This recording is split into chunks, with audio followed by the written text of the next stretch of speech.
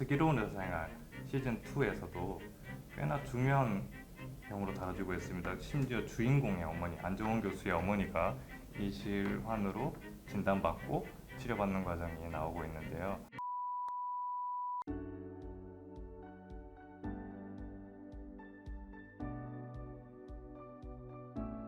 안녕하십니까. 시국 경북대학교 병원 영상학과의 한명훈입니다.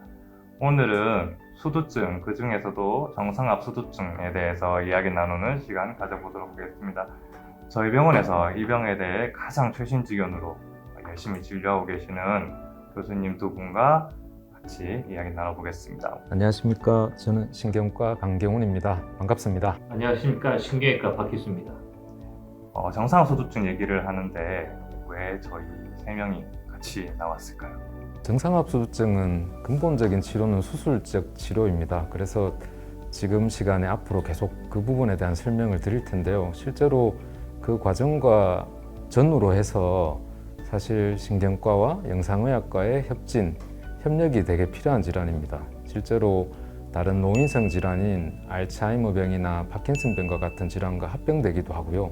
정상압수두증에 대한 치료와 함께 다른 질환들을 진단하고 감별하고 함께 관리해 나가는 것이 꼭 필요한 질환입니다. 저 신경과 그리고 신경외과 교수님 그리고 영상의학과 교수님 모두 함께 필요한 경우에는 같이 모여서 의논도 하고 치료 방향을 결정하기도 하고 치료 이후에도 어떻게 이 환자들을 잘 진료해 나갈지에 대한 협력을 계속적으로 하고 있기 때문에 오늘 이 한 자리에 모여서 이 질환에 대한 설명을 드리게 된 것 같습니다.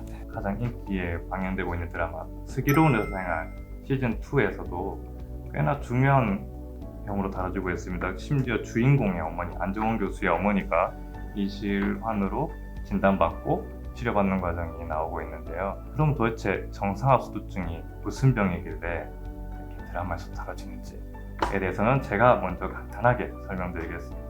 뇌는 물 속에 둥둥 떠 있는 형태로 되어 있습니다. 그 물을 뇌척수액이라고 부르고요. 이 뇌척수액은 뇌 안에서 끊임없이 생산이 되고요. 뇌 주변을 적시고 그리고 허리, 척수까지 푹 적시고 난 뒤에 여러 가지 경로를 통해서 다시 혈관 속으로 흡수가 되게 됩니다. 이 중에 일부는 실제로 뇌 안에까지 들어갔다가 나오는 것으로 최근 확인도 되고 있습니다. 그러는 과정에서 여러 노폐물을 씻어내는 작용을 하게 되는데요. 마치 우리가 혈액순환이 안 좋으면 몸이 붓는 것처럼 이 뇌척수액 공간이 늘어나게 됩니다. 뇌 안에서 뇌시라는 곳이 있는데요. 뇌시라는 곳이 확 커집니다. 특징적인 증상들을 보이게 되는데요. 그것을 우리가 정상압수두증이라고 부르고요. 그렇다면 그 특징적인 증상은 무엇이 있는지 강경 교수님께서 말씀해 주시겠습니다. 네, 정상압수두증의 가장 특징적인 증상은 인지기능장애입니다. 그리고 두 번째는 보행장애이고요. 세 번째가 배뇨장애입니다. 보통 보행장애가 가장 중요한 증상으로 많이 생각을 합니다. 특징적으로 속도가 느려지거나 보폭이 좁아지거나 또는 보행 도중에 동결 현상이 나타난다거나 그러한 증상들을 주로 병원에 내원하게 됩니다. 슬기로운 의사생활 보신 분 아시겠지만 굉장히 종종 걸음으로 산책하는 모습이 나옵니다. 그걸 친구가 지적을 합니다. 왜 그렇게 불안하게 걷고 있느냐. 그리고 나중에는 결국 정상압수두증 진단되는 과정이 나타나게 되는데요. 그게 안정원 교수 어머님이 치매가 아니라고 굉장히 안심하는 장면이 나옵니다. 그러니까 뭐 일반적인 치매하고 다른 건가요? 치매 자체는 진단명은 아니고요.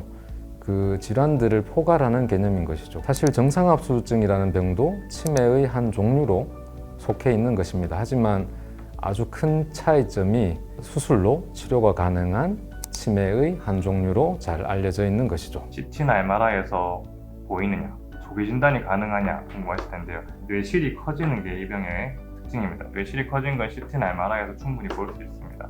하지만 그것은 그 자체는 수두증이라고 부르고요. 정상압수두증은 일반적인 수두증이랑 다르게 뇌실이 커지면서 뇌 전체가 위로 올라가는 특징적인 모습을 보이게 됩니다. 그래서 이것을 알고 있는 영상학과 의사는 영상만 보고도 정상압수두증을 충분히 의심할 수가 있고 진단을 제한할 수가 있습니다.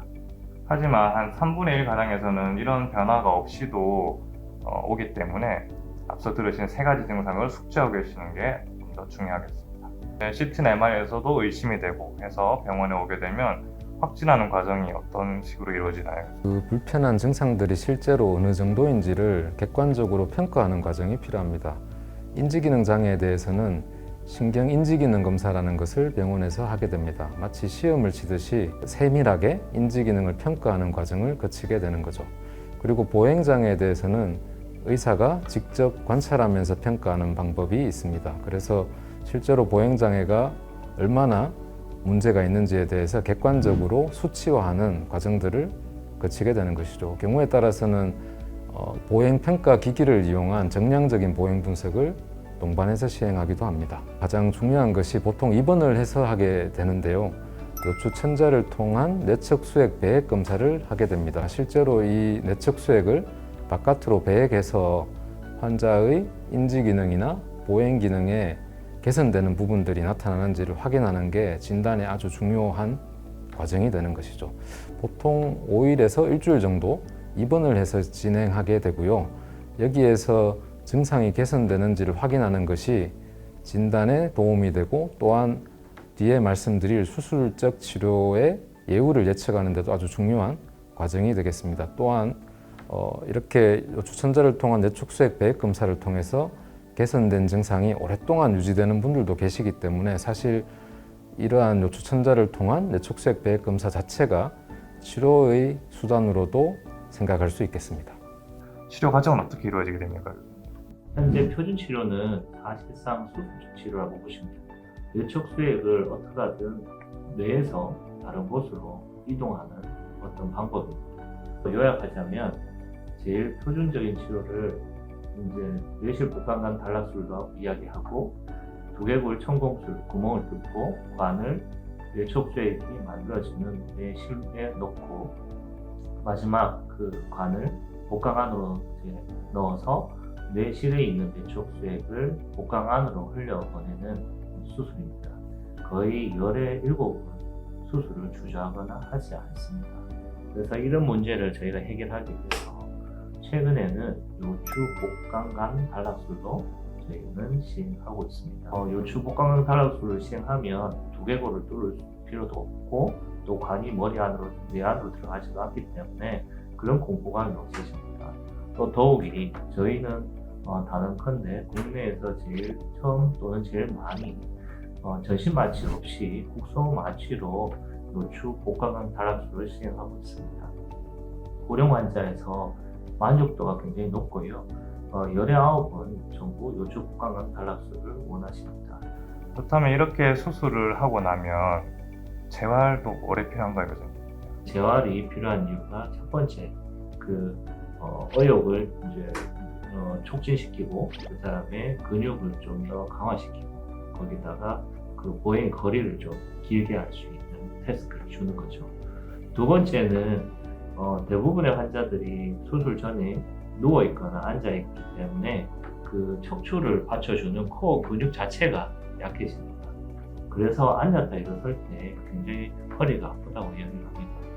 그래서 저희는 그 재활학과 박은희 교수님과 같이 수술 후에 재활을 이제 같이 하고 있습니다.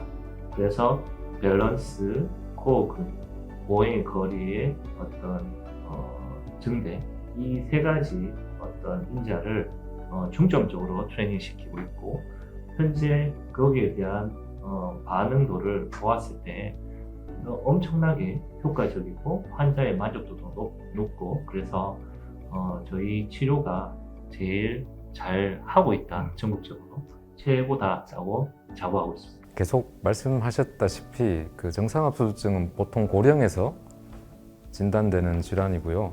저희도 실제로 60대부터 70대, 80대까지 고령의 환자분들이 대부분입니다. 그러다 보니 진단 전과 진단 중간, 진단 뒤에도 보통 흔히 노인한테 생길 수 있는 다른 퇴행성 뇌질환들, 대표적으로 알츠하이머병, 파킨슨병과 같은 것들이 합병되는 경우들도 꽤 많거든요. 그래서 더더욱이 이렇게 신경과, 신경외과, 재활의학과, 영상의학과의 계속적인 협진과 협력, 의논들이 필요한 질환인 것 같습니다. 이런 부분들이 저희 병원이 가장 잘 활성화되어 있다고 자부하고 있습니다. 말씀 들으신 대로 정상수증이란 무엇인지 그리고 증상은 무엇이 있는지 세 가지 꼭 기억하셔야 됩니다. 세 가지 인지기능 장애, 그다음에 걸음걸이 문제, 그다음에 변형한 세 가지 특징 증상을 가지고 있고 치료는 국소마취로 머리가 아닌 허리에서 복강으로 연결하는 복강면 단락술을 시행한다는 거 꼭 기억해 주시면 좋겠고요. 앞서 말씀드린 세 가지 증상을 의심되는 분들은 오셔서 꼭 진료를 보셨으면 좋겠습니다. 저희는 신경과, 식료외과, 그리고 영상의학과, 그리고 재활의학까지 여러 과가 포괄적으로 진료를 하고 있습니다. 그래서 의심될 때는 꼭 시곡경북대학교 병원으로 와주시기 바랍니다. 네. 그럼 오늘 시간 내주셔서 감사하고요. 저도 좋은 진료 부탁드리겠습니다. 구독, 좋아요 알림 설정까지 부탁해요.